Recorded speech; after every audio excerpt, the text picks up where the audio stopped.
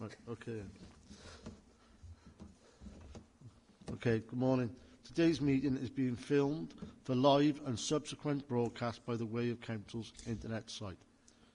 The images and sound recording may also be used for training purposes within the Council.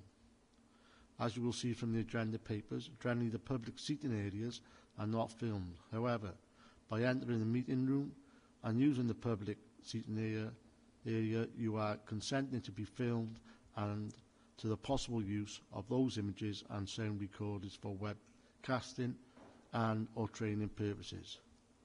Proposed public speakers have been made aware of the broadcasting arrangements prior to this meeting. But members, please use their microphones to contribute to the meeting, and please remember to switch off the microphones when you have finished.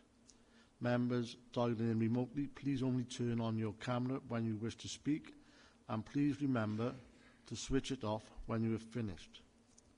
Also, could you ensure that you refrain from using any mobile devices during the committee, and that any devices are on silent. Before we go on, I have to apologise because I broke my reading glasses just before the meeting and I'm using distant glasses to try and read things, so it might be a bit confusing. Okay. So do we have any apologies? Any declarations of interest? No.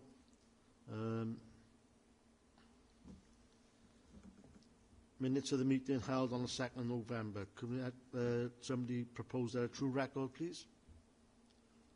And second. Thank you. We'll now go on to the planning applications. The first one being application number 220823. This is the site of Mawrth Power Station, and this will be presented by Joanne Davidson.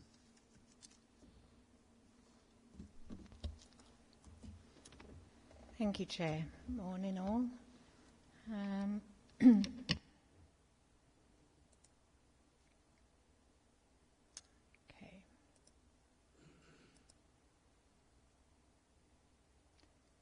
Okay, the first application then is at Mawrth Power Station 220823. You can see the site hatched in blue on this slide. You're probably all familiar with the site and where it is. It's in the Liswerry ward. The application before you today is for the installation of a 230 megawatt battery energy storage system, and the recommendation is granted with conditions that differs slightly to the published agenda, and I'll explain that, the reason for that later in my presentation. Okay, so an aerial photo to help us visualise the site we're talking about. I've put an arrow on it there. It's the former coal stockyard that served the coal-fired power station, which still stands. Let's see if I can get my mouse working a little bit better here. Maybe not. So the power station buildings are to the north of that image. The site is to the south. As I say, the arrows go into the centre of it, and it's the land that the power station formerly used for coal storage and stockpiles. Another view of the power station site, again with the site pointed out by the arrow there, and you can clearly see its relationship with the existing coal-fired power station buildings that date back to around the late 50s, early 60s, and the more recent gas-fired power station, which is in the foreground. Just to put some context on that in terms of scale, as I say, you're probably all familiar with it. It is quite a landmark building, the old coal-fired station, but that stack you can see in the image is around 122 metres tall, and the brick building, or the main building there, is around 45 to 50 metres high. So it's for battery storage. I'm not aware that I've presented an application of this type to committee before, so you may not have actually seen one of these before either. So it's probably worthwhile to put the national planning policy stance on this into a bit of context, is to understand exactly what it is. So this image has been provided to us by the applicants, and it's very helpful. So on the left-hand side, we've got what we'll understand to be the traditional power system, that energy network where we've got the traditional fossil fuel-based power stations at the start of the network, feeding then into various transformers, substations via pylons, electricity lines, etc., and eventually into offices and homes. On the right-hand side is what you could say is future power stations, or even power systems, or even current power systems. So we've still got those traditional fossil-fueled power stations, but in addition we've got renewables such as solar, wind, and battery storage feeding into the supply chain. We've got more coming out the other side, so we've got more demand. Electric vehicle charging is probably a prime example. So we've got a lot more going on in the energy supply network now than we arguably did before. So battery energy storage is essentially what we've got written on the bottom of this slide. So it's electricity directed to the proposed storage system from the grid during off-peak periods when supply is high and demand is low. It's stored. It's then reconverted to electricity to feed back to the grid when it's under peak demand from its users. And supply may be lower. Renewables provide intermittent supply for obvious reasons. They're generally based on weather. And so battery storage has its due place in the energy network. Why may battery storage be useful? Well, we know there's a lot of demand on it, and that's increasing. Energy security is now a hot topic, perhaps. We know that some traditional power station sites are in decline or being closed, phased out, and we need supply security. It's a key news topic at present, so I'm sure we're all familiar with that. So that very brief explanation of what it is may help members understand what the national planning policy context is. So this is Planning Policy Wales, an extract from. Planning Policy Wales is a Welsh Government document, as you know, but it guides local planning policy. And it's very clear, I think, in terms of where we need to be on battery storage. So energy storage has an important part to play in managing the transition to a low-carbon economy. The growth in energy generation from renewable sources requires the management of the resultant intermittency in supply, and energy storage can help balance the supply and the demand. So a clear point there, which I've underlined: proposals for new storage facilities should be supported wherever possible. So that's our starting point in planning policy terms. So what is proposed today? The majority of the former coal stockyard would contain bays of containerised battery energy storage units. I'll go through the plans in a second. But in addition to that, you'll have auxiliary apparatus, inverters, transformers, etc., substations.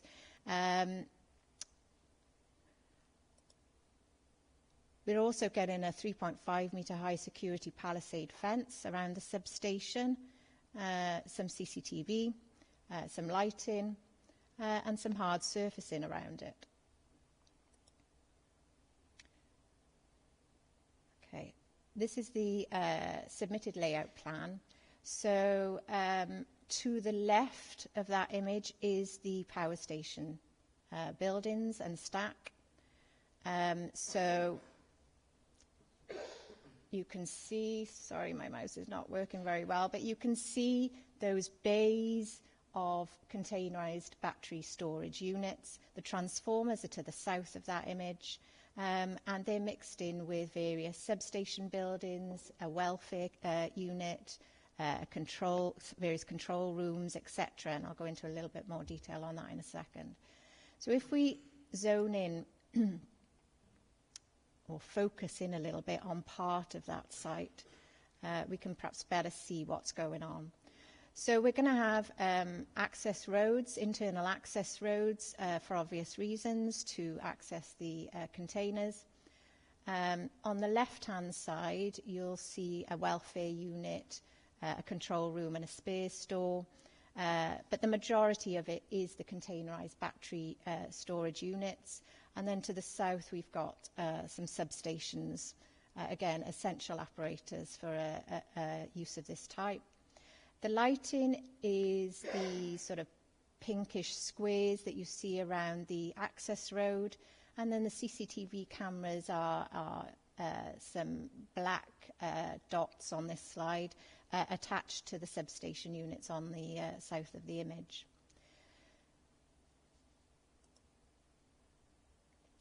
This is what they look like.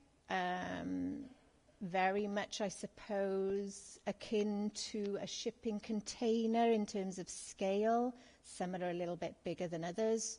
Height-wise, the containerised battery storage units are going to be in the region of 3 metres high. That's the unit itself. And then the substation units will be a little higher, around 3.8. But everything else you see on that slide is lower than that.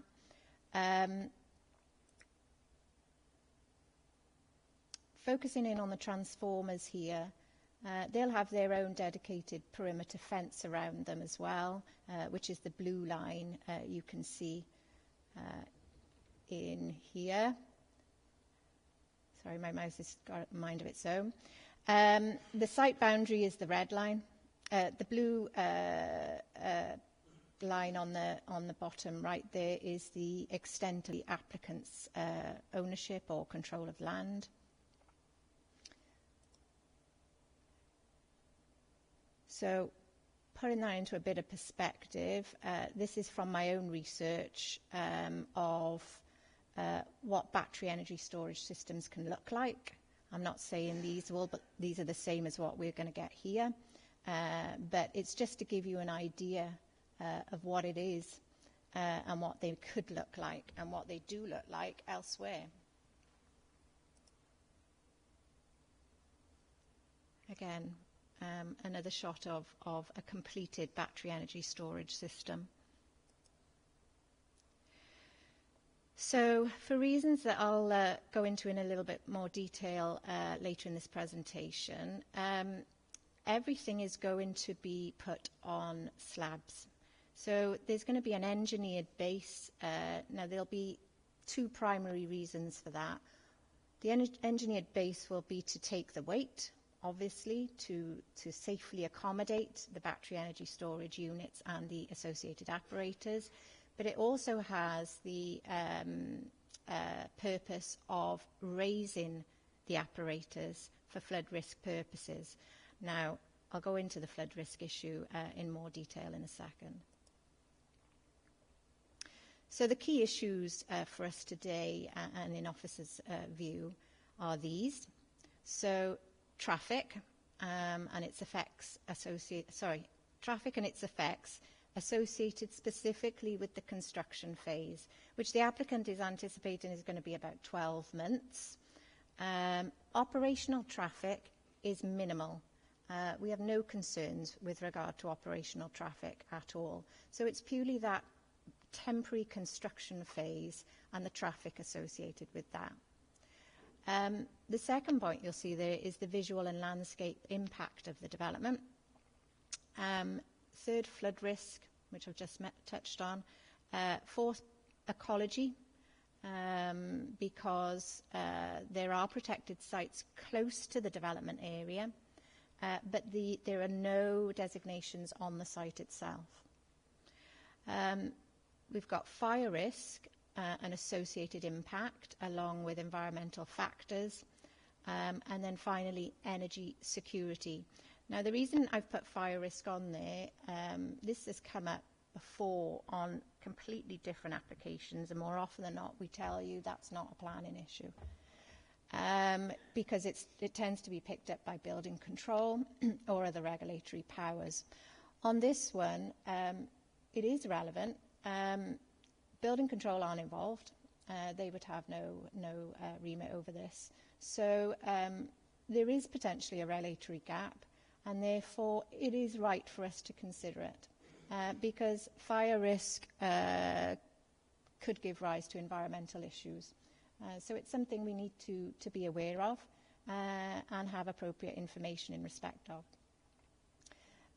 So that last point, energy security and optimisation of energy storage to improve supply resilience, I've already told you about the network, the importance of battery energy storage, and of course Welsh Government's national planning policy stance on it. So let's start with traffic. This is an image of the road leading into the power station, again, which you're probably familiar with. The key points to note from a traffic impact perspective are on this slide. Go into a lot more detail in the officer report, which I'm not intending on doing as part of this presentation because we'll be here too long. But that's a good extract from the transport assessment that the applicant has given us. And that's setting out the anticipated construction traffic movements over that construction period. So perhaps most notable and of most interest is that column on the right-hand side, which indicates to us that we're going to get 18 HGVs a day associated with the construction. So that's 9 in, 9 out. That's Monday to Friday, and then roughly half those on a Saturday, because it'll be shorter working hours. Underneath, some important points to note again. So traffic generated by the construction of the Mawrth Battery Energy Storage System project would utilise the same access route as previously used for operational traffic to and from the Mawrth power station since the 1960s. So operational traffic comprising heavy goods vehicles is not new to this network, and in fact there are other industrial activities that use these highways and use them for HGVs. The traffic assessments show that the local highway network operates well within capacity and would continue to do so with the addition of the construction traffic that you see there. There's no current road safety issues, and there would be no significant impacts. The applicant is expecting 2 abnormal loads, so they would have to navigate the network, and a swept path analysis has confirmed that they can. And that's really as far as we'll go with that. The Council's Highway Networks team will get advance notification of abnormal loads. They'll probably be with escort vehicles.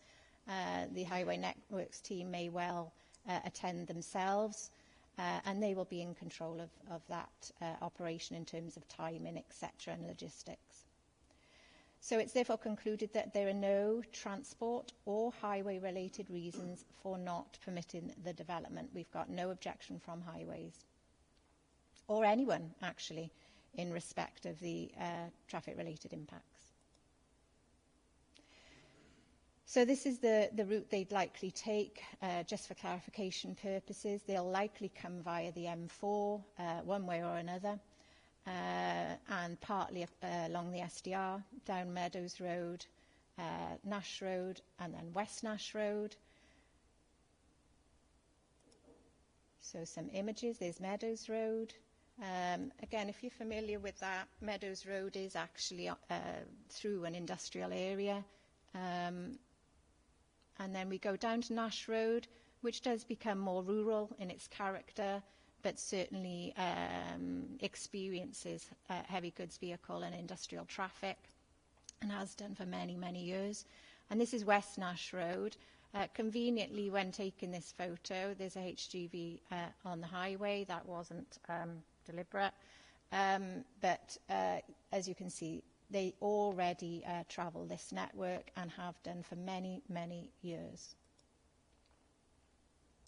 So the key points then on traffic, just to wrap that subject up, is 18 HGVs movements per day, 9 each way expected, with 20 construction staff movements, so that'll be smaller vans and vehicles.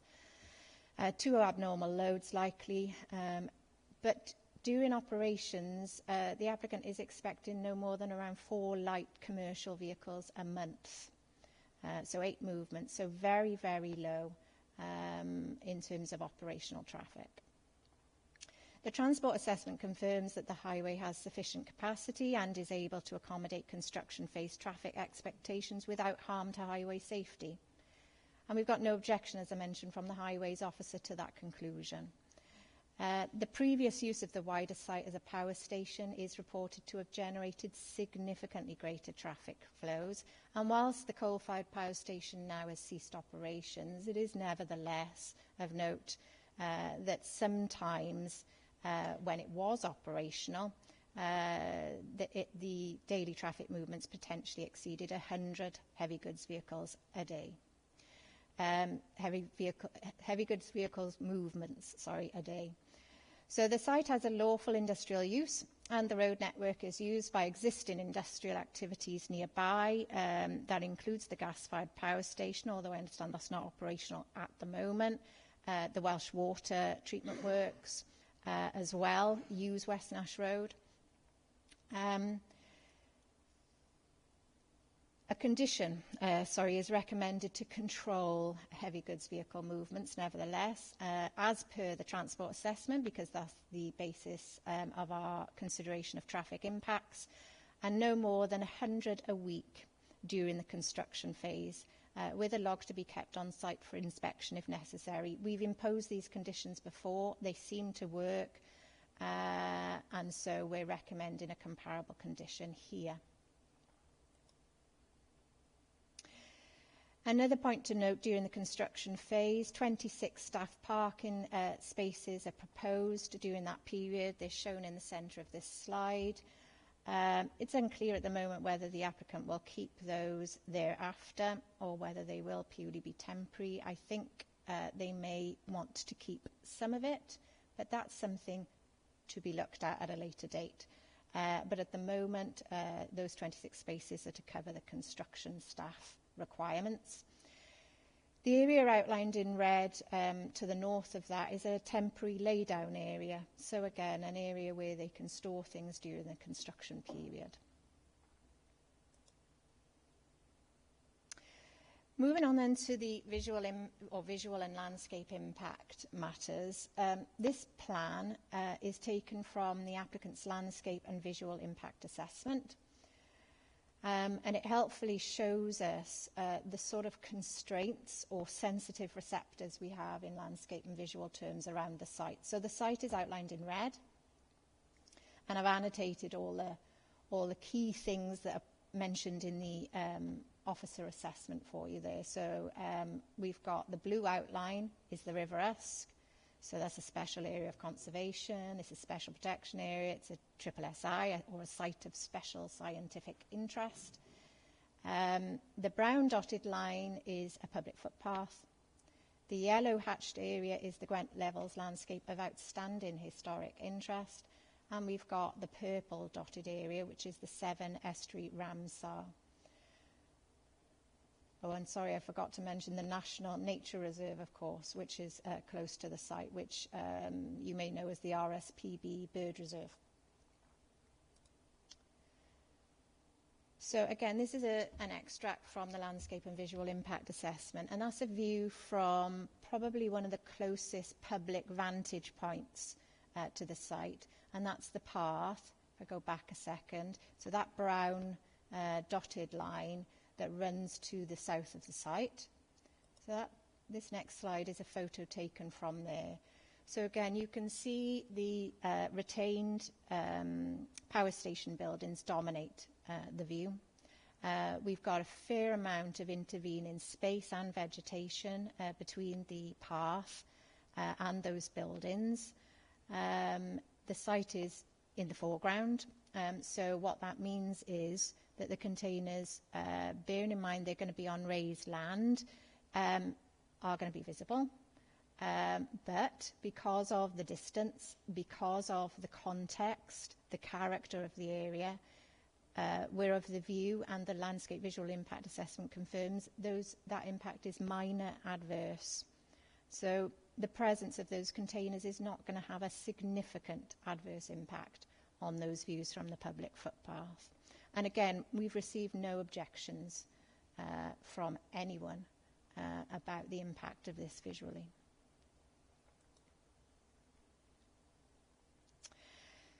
This aerial shot is included because it quite nicely and clearly shows a couple of other important features that are mentioned frequently in the officer assessment. I'm guessing this is at least 5 years old, this image, because you can see it's quite active as a coal storage area by the looks of it. But what it clearly shows, to the top right, is the attenuation pond. This is mentioned quite a few times in the report, and I'll explain how that fits in a second. To the immediate boundary of that coal, or that dark coloured area, is what is consistently referred to as the boundary, sorry, not the boundary ditch, the operational ditch. That is an engineered ditch to take surface water from the site.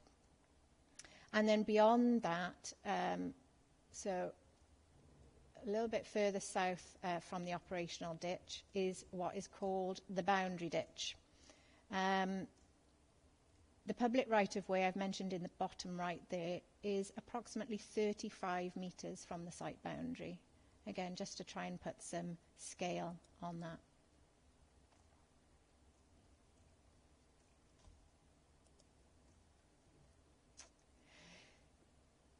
Another key vantage point for the Mawrth Power Station of relevance in the landscape and visual impact assessment is that wider seascape.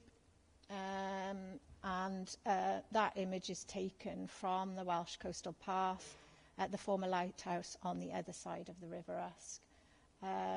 Impact on this view is going to be minimal, mainly because you've got all of that other infrastructure dominating that view.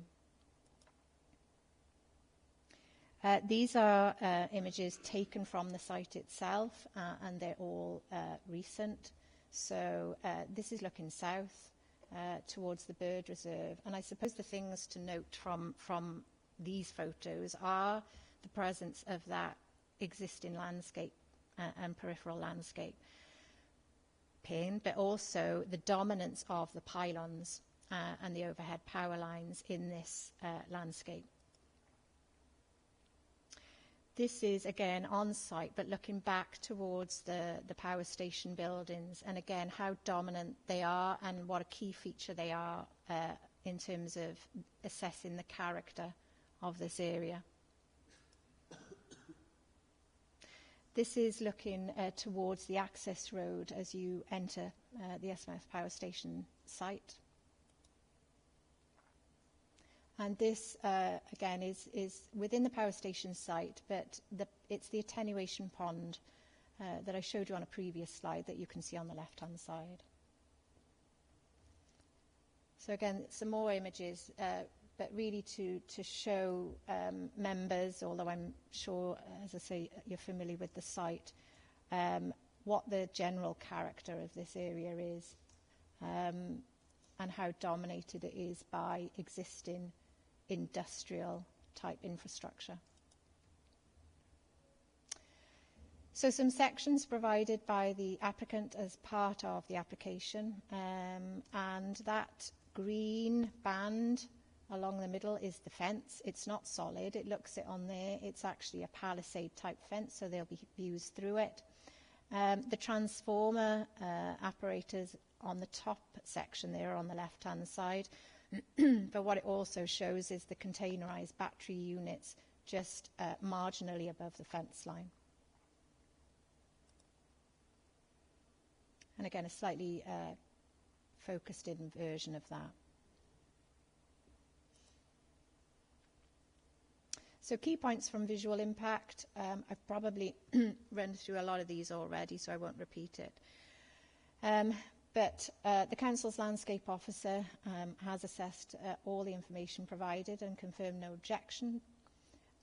There are some conditions recommended regarding the colour coating of the containerised units and the fencing. If you recall from the previous slides where I showed you some example images, some of those example images included sort of quite stark white or just off-white containers.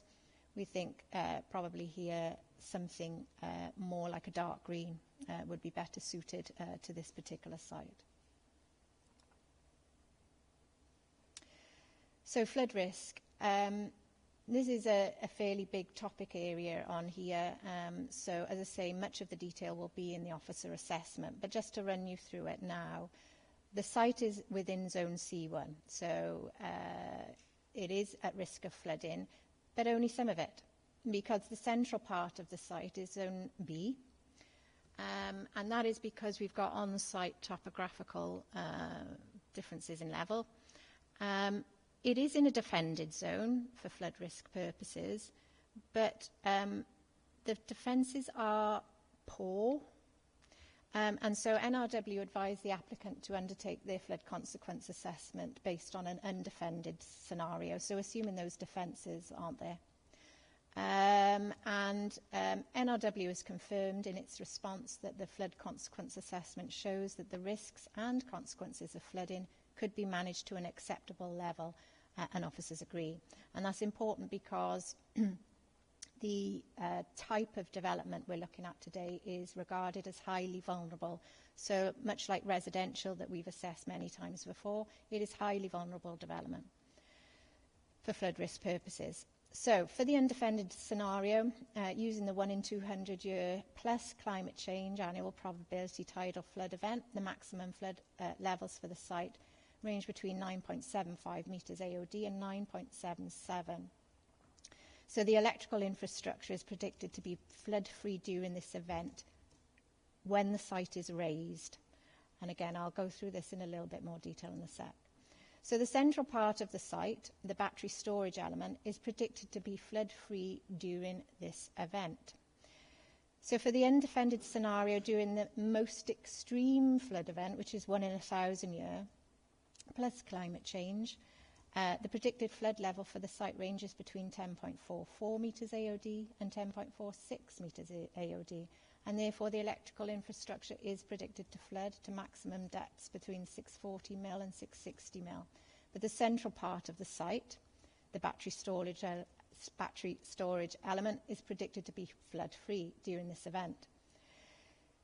So topographic levels within the centre of the site reach a peak of 11 metres AOD, which is above the 1 in 1,000 year undefended scenario, and therefore the centre of the site is expected to remain unaffected during all the modelled flood events, including the most extreme. Officers are satisfied that the proposal accords with Technical Advice Note 15 and flood risk can be managed without increased risk of flooding elsewhere. And there are conditions, you'll note, on the assessment recommended in relation to flood risk matters and based on NRW recommendations. So let's look a little bit more at this in visual terms, which may help. So this is an extract taken from the applicant's flood consequence assessment, and it is NRW flood risk from the sea map. And what that's really confirming to us is that central bit that I've mentioned a few times, which is less at risk. That's not shaded at all because it is less at risk of flooding. So we can see with the site outlined that it's those peripheral areas that are most at risk from flooding. So the applicant is proposing to use pulverised fuel ash, which is currently stockpiled on site, to raise the levels of the land to mitigate for flood risk. But also it has that dual purpose of creating a suitable engineered platform for this development. So The pulverised fuel ash and the movement of it is subject to a permit that NRW will regulate, and we won't get involved in that. Okay. The actual land raising itself and the impact on landscape and visual impact, for example, that's all something we've considered, and that's all been taken account in the landscape and visual impact assessment. So the reason we've got two layers there is you'll see it referred to as a construction layer.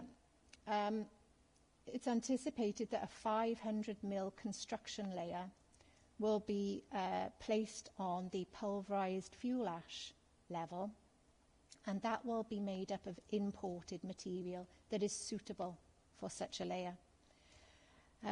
So those traffic movements associated with the importation of that construction layer material have all been factored into the transport assessment, and they're all part of those HGV movements we've already talked about. This section also helpfully shows us in better visual terms that fence, so the 3.5 metre high palisade fence, helpfully coloured in green, and those containerised units. And you'll note those containerised units on top of the fill of PFA, the pulverised fuel ash, and the construction layer are also on some slabs, some concrete type slabs. So what I've said at the bottom there is the section shows the proposed levels with the PFA raising to 9.27, the engineered cap of 500 mil taking it to 9.77, and then the slabs of 100 mil taking those containerised units to 9.87. And this is where flood risk is mitigated. So I mentioned it earlier. This is a plan, again, taken from documents supplied by the applicant. And this shows the drainage network as it currently exists. So the area to the right is the attenuation pond. You saw that briefly on a photo earlier. The blue ditch is the operational ditch, or what's been referred to as the operational ditch. This is an engineered ditch, so it's a contained ditch that takes the surface water from the site to the attenuation pond via interceptors and silt traps, and a new outfall is proposed, details of which are yet to be finalised, and you'll notice there's a condition regarding surface water drainage on the officer assessment. I've said there on the top right, the attenuation pond is designed to take surface water from the site area, hold it, and release to the boundary ditch at no greater than greenfield rate of runoff, and it also has the added benefit of ecological value. The boundary ditch, which is the outer ditch, is one way. So it takes water from the attenuation pond essentially out to the estuary. And the boundary ditch, based on the survey work that's been undertaken, is really where the most ecological value exists in terms of protected species. So again, key points there about ecological impact. There is a lot of information on this, and most of it is in the officer assessment, but these are just some key ones to take away, and that's a lot of survey work has been undertaken by the applicant before we even received the application. And it's already been screened in terms of environmental impact assessment, and we've confirmed it isn't EIA development. We know that they've undertaken a lot of assessment of European and nationally protected species such as otter and vole. There is evidence of both and more on site or within the environs of the site. But there's no evidence of protected species on the site itself. A habitats regulation assessment, or sometimes known as an appropriate assessment, has been undertaken. We're required to do that in law because we are the competent authority determining this application, and so we've had to do a habitats regulation assessment, and that is included.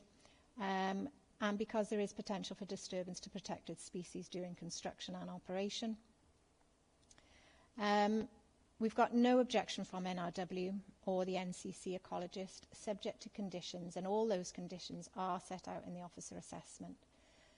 And this links me to the change in the recommendation between your agenda and what I put on the first or early slide. So the Habitats Regulation Assessment, at time of writing the report, had not been considered or agreed by NRW. It has now. We received their response yesterday. They've confirmed that they're happy with the Habitats Regulation Assessment, and so that deferral to the head of service falls off the recommendation. There's no direct works proposed to the boundary ditch or the attenuation pond, and an NRW licence will be required for some works, and those regulatory controls will operate alongside our own. So officers consider ecological impact and associated mitigation is acceptable and policy compliant.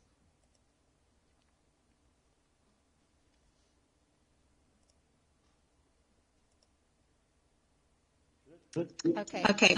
Sorry. Ooh. I'm getting feedback. Okay, thank you. Sorry, I haven't finished yet. I was having trouble with my mouse.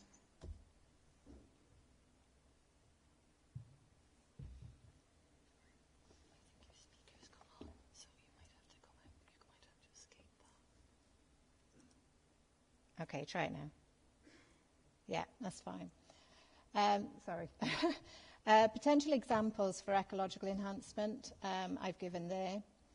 So these are things that the applicant is proposing as part of the application, and they're shown on the. They're shown on this section in part, so we can see the relationship of the development to the operational ditch and the boundary ditch, with that land raising included. And the ecological enhancements that I've focused in on the left-hand side there, which includes some new wildlife ponds. So that's the blue shaded area, the grasslands and wildflower seeding or seeded areas. They're all proposed as part of the development. So briefly then, going through other matters, ground conditions, conditions that have been set out by the scientific officer and NRW are recommended.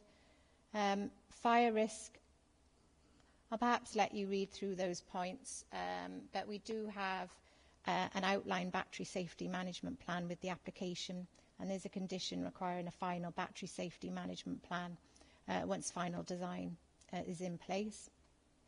Noise impact, we're not concerned about noise impact during operation. It's a quiet, or anticipated to be a quiet operation. However, a noise impact assessment condition is recommended, and construction hours are controlled. Nearest residential properties are about 1 kilometre away. There's no archaeological constraint on the site, so that's not a matter that we need to be concerned with. So final notes then, final slide. There's significant merits to the scheme and national planning policy support for battery storage. That's what we started with. The site is well located for a scheme of this nature on an existing power station site. Officers are satisfied that the merits can be given substantial weight in favour of the scheme and will outweigh any minor adverse effects arising in landscape and visual terms. The supporting information, the mitigation proposals, the planning conditions can address potential significant harm arising from, for example, ecological and landscape impact, and flood risk is managed via site layout, land raising and appropriate engineering options. Therefore, the final recommendation is to grant subject to conditions. And that's it from me, Chair. Okay, thank you for that extensive report. Before we go to any questions, we do have a public speaker who is supporting this, and that's Lewis Sherrill. Thank you. Yes, so Louis Cheryl here from representing the applicant on behalf of Quimbrook Infrastructure Partners and Energy Optimisation Solutions. Really just to add on to what Joanne has mentioned earlier around the energy transition and the importance of battery within that transition in the national infrastructure, and providing more security within energy for us moving forward, as well as supporting the network changes towards our carbon net zero targets for 2050. So as we see fossil fuel power stations like the original Uskmouth power station being decommissioned and taken offline, and new renewables such as solar and wind coming into play within our infrastructure, there's a significant need now to aid the balancing of those environmental, let's call it, the wind and solar, which is subject to weather conditions and time of year, and where we used to have power generators which would run 24/7, and now we need to balance that network. And one way of doing that is through the use of batteries and battery storage. And we see that this is quite a fitting site in the fact that the new technology is taking over from the old technology from the Uskmouth power station. Additionally to that, the batteries also offer additional support to the grid infrastructure in the means of frequency control. So this is a balancing mechanism within the national infrastructure of the grid networks, as well as providing other support with the loss of fossil fuel generators, what we call spinning generators. There's elements, what we call inertia, which is now being lost off the grid, and battery storage can provide support within that inertia and also help aid in blackout conditions to almost kickstart the grid networks back into flow. So as well as this project being, the battery storage technology being able to aid with the balancing of the changing of the future energy system, as we need to grow our renewable platforms bigger to gain the net zero targets for 2050. It also plays other important roles in supporting the grid infrastructure while we go through that transitioning period. So I don't have anything more to add, but unless anyone has any questions, I'm happy to take those and answer those in any way. Okay, thank you for your input. We now go on to questions. Councillor Mogford. Thank you, Chair. Excellent presentation, very informative, and I think there's definitely a need for this shift to the new technologies. My one question, and it was just mentioned that this site is being decommissioned. I just wonder what that means in terms of the existing buildings that are there, and what we can expect to see the landscape look like, whether the buildings are going to be left to stand and rot effectively, or whether the land will be reclaimed, and is there potential, therefore, to enhance the battery capacity area? Joanne? I suppose the applicant intention is difficult for me to confirm, but the decommissioning is, currently on site, or last time I was on the site, which was several weeks ago now, the internal apparatus were being removed. There's no intention on the applicant's part, to my knowledge, to do anything with the historic buildings there at present. However, I suspect they'll confirm that there is very real potential for battery energy storage on this site to be expanded in the future. I mean, the application before you now is possibly the biggest battery storage or energy storage system in Wales in terms of proposals, and one of the biggest in the UK. So, assuming it's a success, I would imagine that the aspirations of the applicant are very much to expand that green energy potential of the site, because it makes good business sense. Just a supplementary. in case I missed it, what is the battery technology? Is it lead acid or lithium? I understand it to be lithium. Yeah. Yes, so it's lithium phosphate, lithium LF, lithium phosphate compound, let's call it, LFP for short, which is essentially one type of chemistry in selection for this particular project. Councillor Reynolds?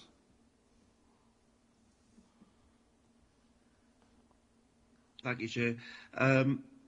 I did have a whole list of questions for Joanne, but to be fair, that's been a fantastic presentation. You've actually answered most of them for me. My questions now, I think, have turned more into confirmation of anything. I mean, I agree with Councillor Mawrth. This is definitely something that's, it is definitely in the current climate, it's definitely needed, and hopefully, Newport can be held up as an exemplar for this sort of technology in Wales. When I was reading the reports, there was a few things that sort of jumped out at me, mainly from NRW objections. But as I say, John, I think you've answered most of these. I was particularly concerned about the risks of chemical leakage and possibly fire emanating from possible flooding. And NRW also made a point of saying there was some uncertainty on the final design and construction details regarding the flood risks. So, just based on what you said, can you just confirm now that NRW are satisfied that all the flood management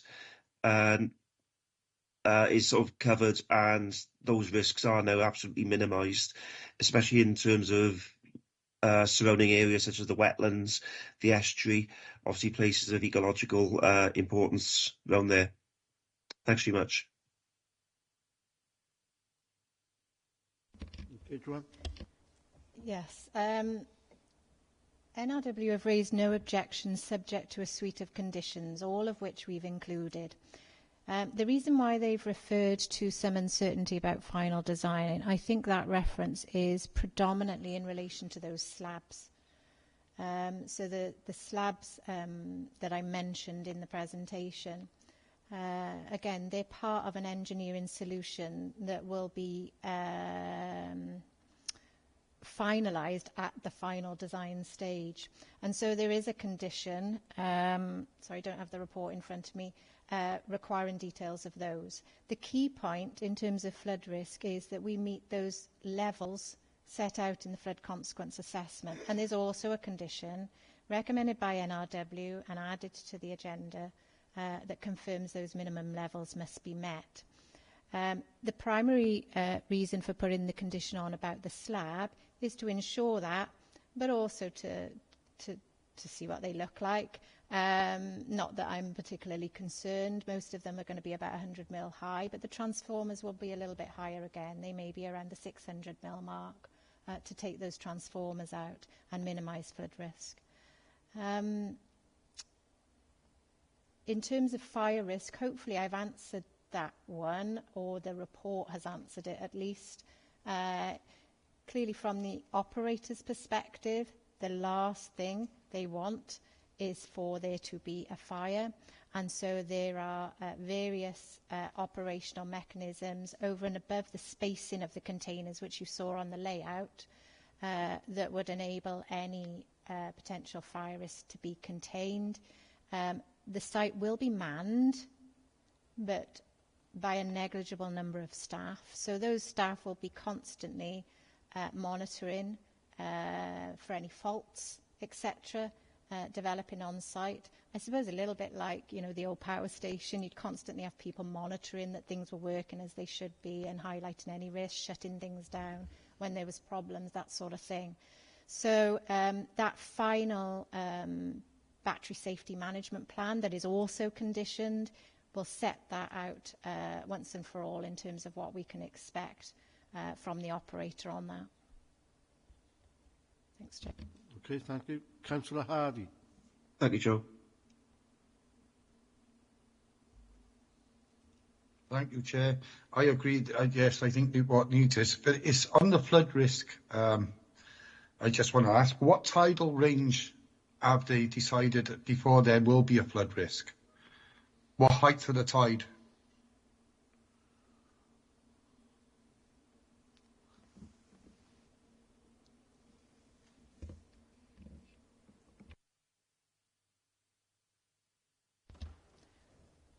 Sorry, Chair, I'm going to scour my report now. Okay, so the flood consequence assessment submitted by the applicant, which has been assessed by NRW, goes into quite a lot of detail about the risks. So the risks as they are now, without any land raising, etc., and the risks as they will be with land raising and for the operational lifetime of the development, and then add in the fact that they can't count the defences as being robust, so they have to model it on them being undefended. So I think section 7.21 of your reports sets out the various scenarios of relevance. So the site isn't at all at risk from fluvial flood, and it is all tidal, as you suggest. That's where the risk comes from so it's coming up from the estuary. And that paragraph 7.21 sets out the various flood levels based on the modelling, which is taken from information held by NRW and the applicant's own work in terms of modelling that forward and accounting for climate change factors, etc. So the 1 in 200 year climate change, plus climate change model is key, because for the purposes of TAN 15, the site should be flood free. And so that is set out there in paragraph 7.21. So it's that second section. So it says the northern part of the site, the flood level will be 9.77, and that's why that 9.77 figure is repeated a few times in the report. That's the key threshold. Anything below that will flood in the 1 in 200 year flooding event. So the site has to be raised consistently above that level, and the electrical apparatus will be as an absolute minimum at 9.87 metres AOD. I'm not sure if that answers the question, sorry. Okay, just a second question, Mark. Chair, sorry. Is because of the extra traffic being used on that road, if there's any damage done, who will be held accountable for that? Lead into the site?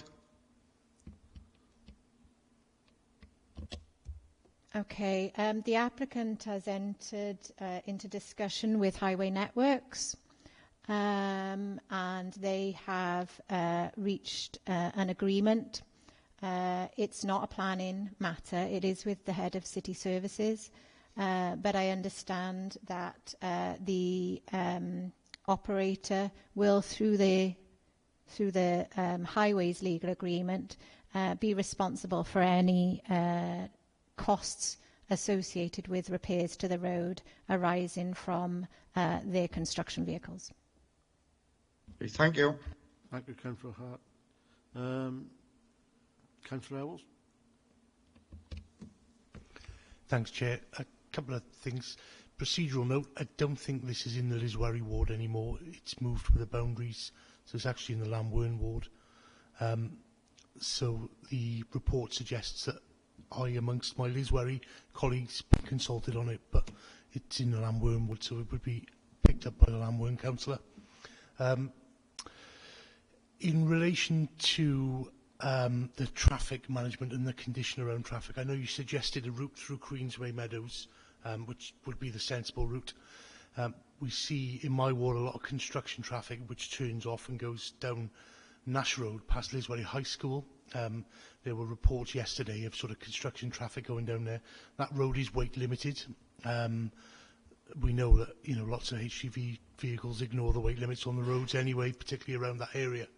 So I'd like to see a condition that that road isn't used. I don't know if we can sort of formally put that and make sure, particularly if sort of HGV vehicles on their way out of there, they're going back west. The sat-nav will take them up that way and up the SDR to the motorway as opposed to the other way. So I'd like to see that sort of formally picked up in the condition, if we can, that road isn't used for construction traffic. It's got the school there, there are obvious reasons, as long as the weight limit. Okay. One final point, Chair, if I can then. The attenuation pond and the sort of ditches, if you'll forgive my non-technical phrase, around there. You've sort of demonstrated around the taking the surface water and other water off. What about the sort of the roofs of the structures? How does the water come off that? Is that classed as surface water? Because that will be creating an additional sort of much bigger flow of water, if you like, into somewhere. Thanks. Okay, Joe. Yeah. Okay, on the route.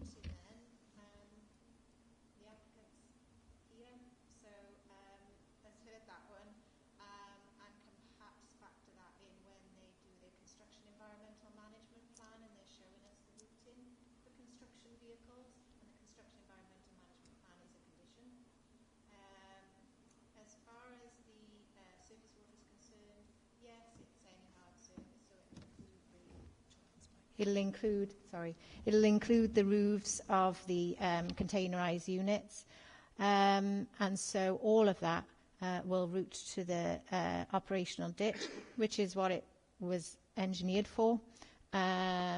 So I think that's it.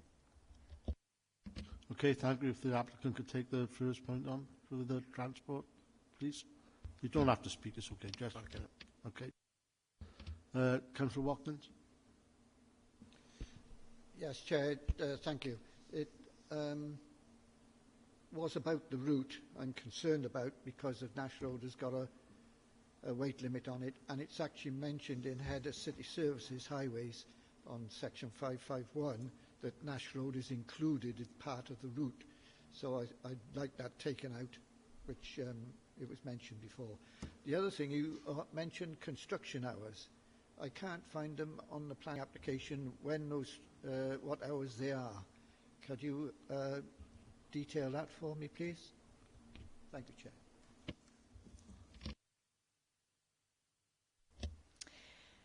Yeah, I think Nash Road is mentioned, not the section that goes past the school and the college, but because Meadows Road is referred to on the routing plan I showed you earlier. The bottom section of that becomes Nash Road. So I don't think the applicant was intending to come down that busy sort of section of Nash Road where we've got the houses and the school. I think they were referring to Meadows Road, transitioning into Nash Road, and then turning right into West Nash Road. That's my understanding. As far as the hours are concerned, we did have them. And I'm trying to find... Okay, so condition 24. No construction or site setup related operations shall take place outside the hours of 7 a.m. to 7 p.m. Monday to Friday and 8 a.m. to 1 p.m. on Saturday, and no work shall be undertaken on Sundays or bank holidays. Okay. Thank you, Councillor Watkins. Councillor Jones. Thank you, Chair. Two quick, simple questions, please. Obviously, with these type of sites, there's a sort of noise, low-level noise. Has the wetlands protection site been consulted on that? Have they got any concerns affecting the birds, especially on migration? And the second part is going back to the fire hazard. Will the fire brigade in our locality, Newport, need any special equipment to respond to any fire hazards at all? If they've got to purchase any new equipment? Thank you, Chair. The RSPB were consulted and have not responded at all. The operational noise issue, as I say, at the moment, we've got no particular concerns about it. We're anticipating it's going to be very quiet. And bearing in mind that sort of low-level noise you get off pylons and electrical lines, we're not anticipating there's going to be any significant changes, certainly none that would be ecologically harmful.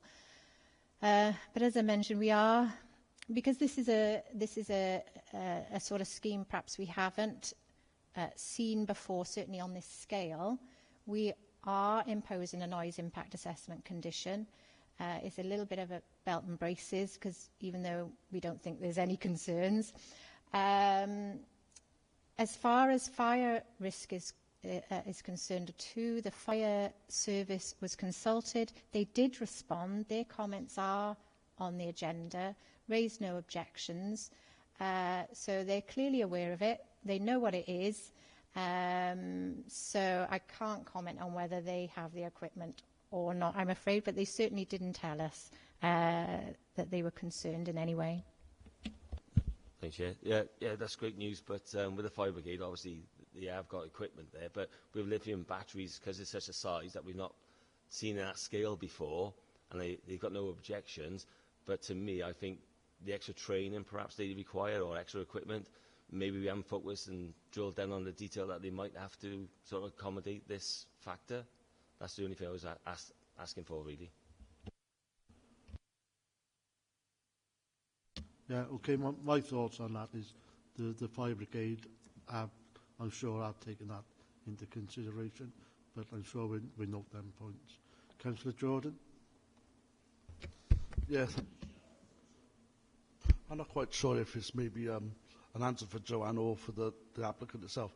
I know the Ystmouth Power Station has been decommissioned, but with this new battery storage now going in, would it be more effective and more impact to the wider round of Newport area, or will it just be round further afield? Will it produce more energy to go round other places? Joe? I think I think what you're asking is the electricity released back to the grid then directed to Newport, or does it just go to the grid and then is distributed wherever? I think that's what you're asking, isn't it? Yes, just relatively simple. It's roughly like that. But it means with the Ystmouth Power Station, it generates the electric generate. Then from that, the storage place will increase more having this new system put in. So the applicant may have more knowledge on this than me, but again, and I'm not sure whether I'm answering the question, but the electricity generated by the former coal-fired power station, which is no more, it ceased, was greater in megawattage than this battery energy storage system. So this is 230, but I think the coal-fired power station had capacity to do perhaps well over 300, near 400 megawatts. Again, the applicant may have more knowledge. So, yeah, this is certainly not putting out as much as the coal-fired did based on the scheme before us. And I think there probably are some battery energy storage systems globally that do put out double or maybe treble this one, but we're certainly not at that point yet. Okay, thank you. There's no further answer. I'd just like to add... Oh, sorry, Trevor, you've gone... Councillor Watkins, you've got another question? Yeah, it's a question which arises through an answer. These are electric storage places, I'm assuming. So where's the electricity coming from? I won't profess to be a technical expert on this, Councillor, but the storage system will draw energy or electricity from the grid when the grid has loads of supply and low demand. And this is why they're a rather important element of that new system, because we don't always get efficient electricity production from wind and solar. And so the battery energy storage system works alongside that in the network to balance out that electrical supply. So it'll store it. It'll then reconvert it to electricity and release it back to the grid when the grid needs it, or sell it back to the grid, or however you want to put it, when it needs it and there's high demand. Okay, thank you. There's no further hands up. My personal feelings is that I think this is a good news story for Newport. It is the way forward, I think, and I think my personal feelings are we should embrace this. So the recommendation is that we grant this with conditions. Could I ask all members to raise their hands, those in sorry, yeah. Could somebody propose this then, please? Okay, thank you. Second, thank you. Now, can we vote on the recommendation, please? Thank you. All those in favour?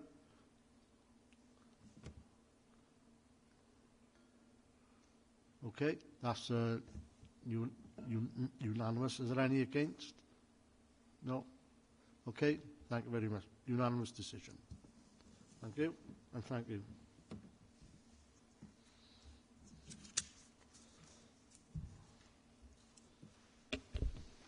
Chair, could we take a 2-minute break? Certainly, because I need to go as well, so thank you.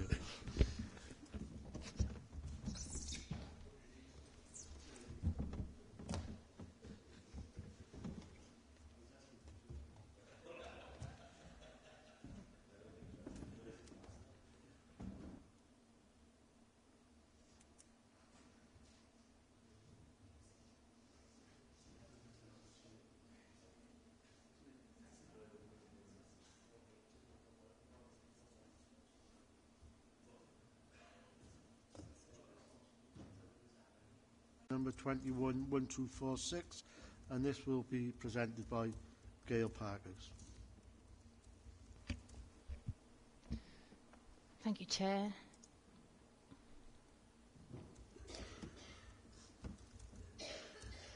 Okay, yep, so this application is 211246 and it relates to a parcel of land next to the Transporter Bridge and the visitor centre.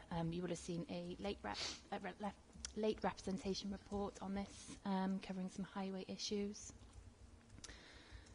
So it's an application for parking provision to serve the Transporter Bridge visitors, and it's associated with the new visitor centre that's been starting construction now, I believe. Okay, so here's an aerial image of the site. So, firstly, the reason the application is before you today is it's council-owned land, and the application was submitted at a time when those applications were decided by planning committee.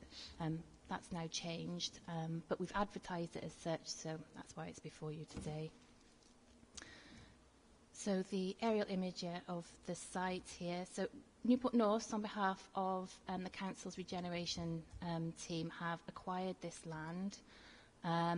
It was previously part of this steel processing unit here at the entrance to the docks, and they want to use it for additional car parking for the visitor centre. So just some photos of the site. Let's see if I can make that a bit bigger.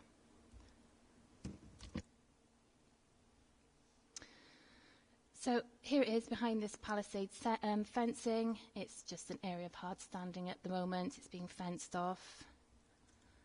Here's a view with the Transporter Bridge behind. You'll note there's a tree there. There are some existing parking spaces here.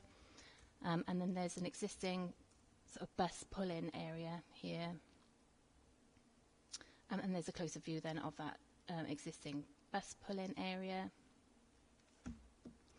And then this is a view with the SDR, Southern Distributor Road behind. And you can see the Transporter Bridge, and there's those existing parking spaces and the pedestrian crossing. And that's just the edge then of what was the old visitor centre building. Here's a layout plan of the existing layout plan of the site. You can see the old visitor centre there, the pedestrian crossing, and here's the parcel of land. And then this is the proposed layout. So it's proposed to use where those parking spaces were to create an access into this area. It's coming in to create 8 parking spaces, 3 of which would be disabled. One would have an electrical vehicle charging point, and then here are the other 5 spaces. It's proposed to remove that tree I showed you in the photo, plant 3 trees here, and then some landscaping around the perimeter of the site. You'll note that that bus drop-off point I showed you would be retained, and as would the pedestrian crossing here with a link through. Just to give it some context, with the visitor centre that's been approved, that was approved by Planning Committee, I think, in 2019 or maybe 2020. So that's the building that was approved. You'll note there's a car park here. That's intended to be the main public car park for the visitor centre, with some crossings across the SDR here. This is the site we're looking at today. Okay, so the main considerations then have been principle of development, highway safety, flood risk, protected sites, landscaping and trees, design and heritage, and general amenity. Looking briefly then at the principle of development, it's vacant, it's underused land, and it's in the settlement boundary. And we consider the reuse of the land for parking purposes to support the visitor centre as acceptable in principal terms. Highway safety then. So highway officers were initially concerned about the proposals. They were worried that cars would come in off the SDR looking for a space where the numbers are quite limited, and then they wouldn't be able to manoeuvre within the site, and that would lead to reversing manoeuvres and cause some congestion here and backing up onto the SDR. So since then, the amendment, the layout has been amended. A parking space has been taken out here, which will allow a vehicle to come in, reverse, and then manoeuvre out in a forward gear. So no reversing manoeuvres within the site. And you'll see from the late representation that the highways officer has confirmed that that layout is acceptable, providing that that space is hatched out and is marked with keep clear. We're recommending a condition to secure those details of those markings. The applicants also told us that the parking spaces are not for use by the general public. That will be for that car park I showed you, which is off Mill Parade. So they're just for disabled users and for people who have pre-booked them. So, for example, if they were attending a meeting in the visitor centre. So to secure that, we're recommending 2 conditions. One, to secure some advanced highway signage to direct members of the public to that Mill Parade car park. And then also a parking management plan to detail that pre-booking system. And subject to those conditions, we're satisfied that highway safety would be protected. Looking then at flood risk. I'll show you a image of the flood map here. So as you can see, the application just in here, it lies wholly within flood zone 3 of the flood map for planning, or zone C2 of what is the now out-of-date dam maps. This means that there's a 0.5% risk of flooding from the sea, including climate change. So it's tidal flooding here. We've considered the development against the justification tests set out in TAN 15, and we're satisfied that it's justified development in the flood risk area, subject to the findings of a flood consequences assessment. and that flood consequences assessment has been submitted. There's been various revisions made with liaison with NRW, but the STA shows that the site would not be flood-free during the 1 in 200 year event, and it exceeds the tolerable limits in the 1 in 1,000 extreme event. NRW state that they have concerns, but they do not object to the proposal. They recognise that the purpose of the car park is to serve the visitor centre, and so it can't reasonably go anywhere else. So it's a no objection from NRW, and they've left it to us to decide whether the risks and consequences of flooding are manageable. And we've concluded that those risks and consequences are manageable for the following reasons. One, it's less vulnerable development. So unlike residential development, people can choose whether they want to use the car park during a flood event. Two, the sources of flooding are tidal, and we know that there are significant advance warnings of a flood. And so that would allow enough time for the car park to be evacuated and closed. And then three, in the very unlikely event that the visitor centre is actually open during a flood event and the car park hasn't been evacuated, the visitor centre itself can offer safe refuge, as it would be flood-free during the 1 in 200 year event, and it's within the tolerable limits of the extreme flood event. And then fourth, there's also safe evacuation routes out of the car park to these areas here, which would be flood-free during all events. So when you consider all those factors together, like I said, we're satisfied that flood risk is manageable on this site. Looking then at protected sites, the area in purple here, that's the River Esk, the special area of conservation. The site itself has very low ecological value.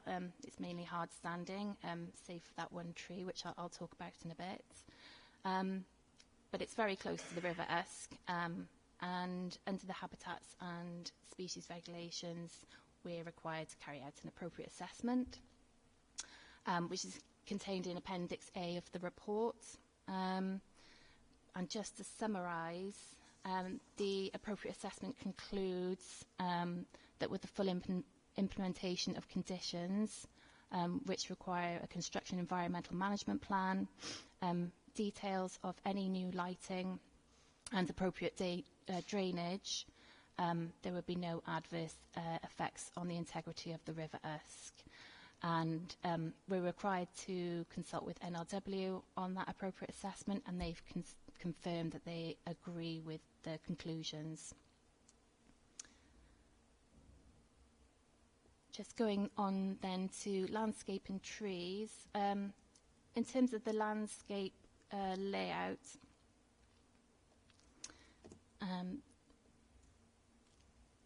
some landscaping has been indicated around the edges of the car park, although we've not had any specific details. So considering the existing state of the site, any additional landscaping is welcomed, and we're recommending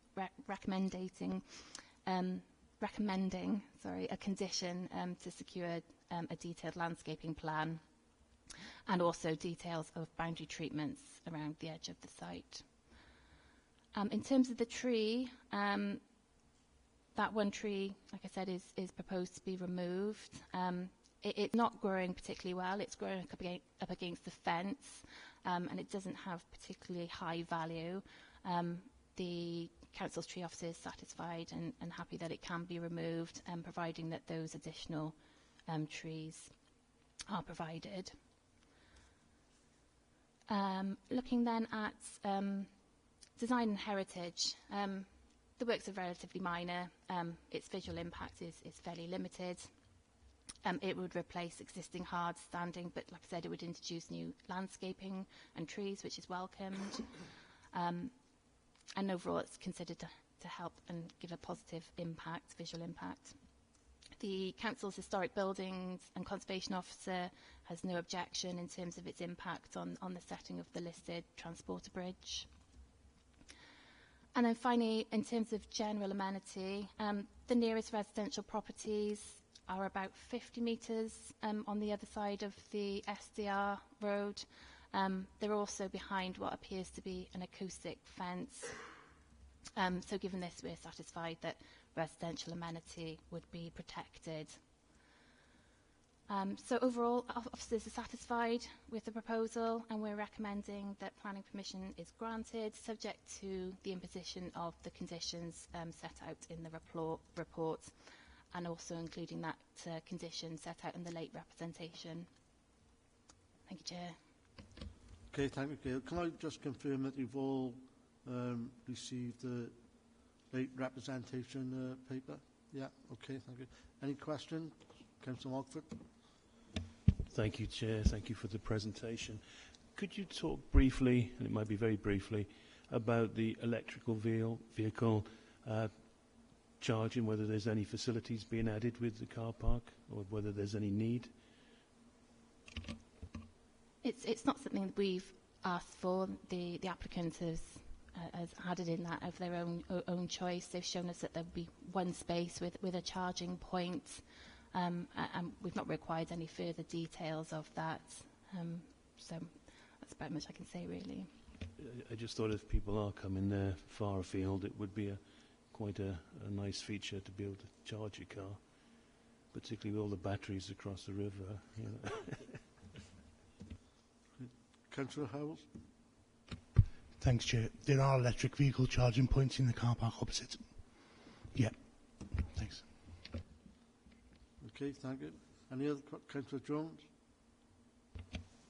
Yeah, thank you, Chair. Just going back to the building, the application, obviously with the toilet facilities and such like that, the building itself, we expect a high amount of volume of crowd there, visitors. What type of refreshments and toilet facilities are inside the building? If you can refresh me on that again, please. I'll be putting on the spot here now with the visitor centre. I believe it's got a cafe. It's definitely got toilets. Yeah. Yeah, sorry to put on the spot. I know it's come up before with the war and everything else, but just to refresh myself, because I was talking to people in my area on cyclists and walk, and they're quite engaged with the project, and they're going to make obviously a cycle path there. They're going to use it, and they're going to stop and use it as a location. So I was just making sure they asked me the question. I went, oh, okay, I'll find out. It's coming up. So that's the reason for my question, sorry. Okay, I think this would have been discussed in the previous application for the building when it was, so it's not really apparent to this one. Okay, thanks. I do apologise. It's just, I know I put you on the spot. It's just like trying to refresh myself because somebody did ask me the question yesterday. And I went, oh, I'm there tomorrow. So I do apologise. Councillor Watkins. Thank you, Chair. I'm happy with everything, except I got a concern with traffic. The parking is limited there, 9 spaces. I know there's an alternative car park opposite, but I believe that... Right, start again. Parking opposite, there's plenty of parking opposite. What concerns me is the traffic approaching the transporter bridge. Can we have a sign there which gives sufficient notice that that car park is full on the east side of the SDR, which is right adjacent to the transporter bridge? So then it would indicate them to go to the overflow one on the opposite side of the SDR road, because if they turn or go to turn into the transporter bridge, it means they've then got to travel back again onto a fast lane, basically, on the SDR. And I'm concerned about that safety. So I'd like a sign well in advance that that parking facility at the transporter bridge is full.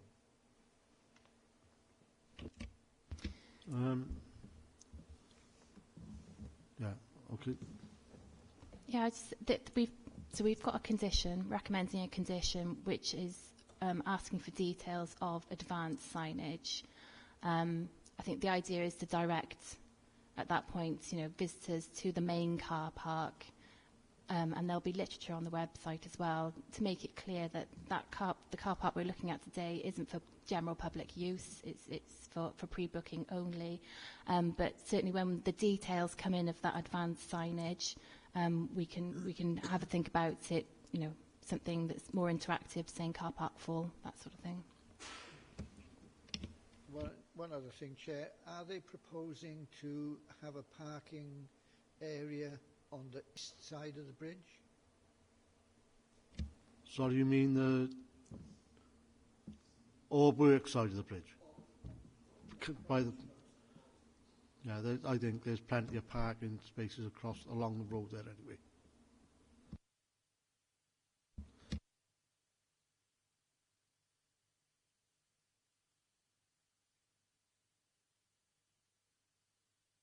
Sorry, Councillor Perkins.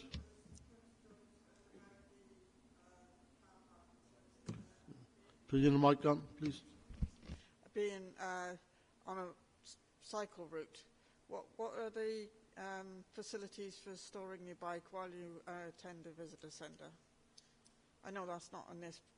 I just wondered what the bike storage was. Again, that's not part of the application, so I don't think there's. If you can put that in writing, and then perhaps, okay.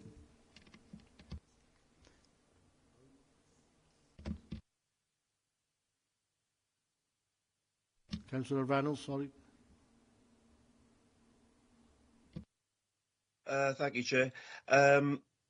Like Councillor Watkins, I was going to raise the issue of the parking. It's been covered in the report, I know that, and also in the presentation.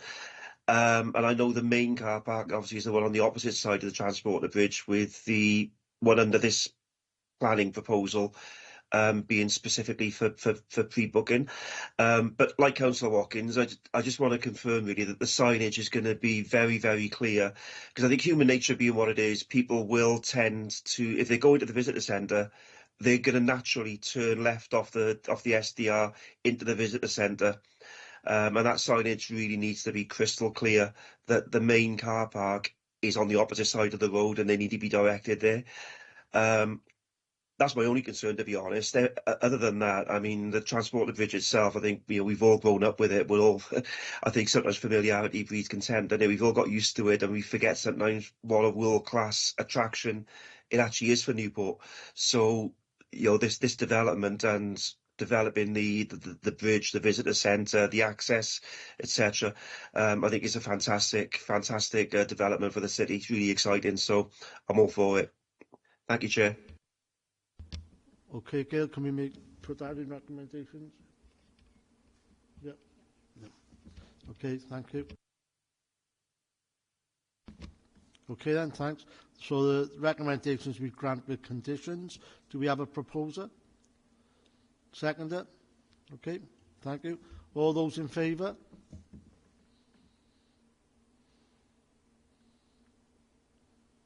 Okay, thank you. That's a unanimous decision. Just to finish off, from pages 85 onward is for appeals decision and is information only. Okay, thank you all for attending, and have a good Christmas, and we'll see you in the new year.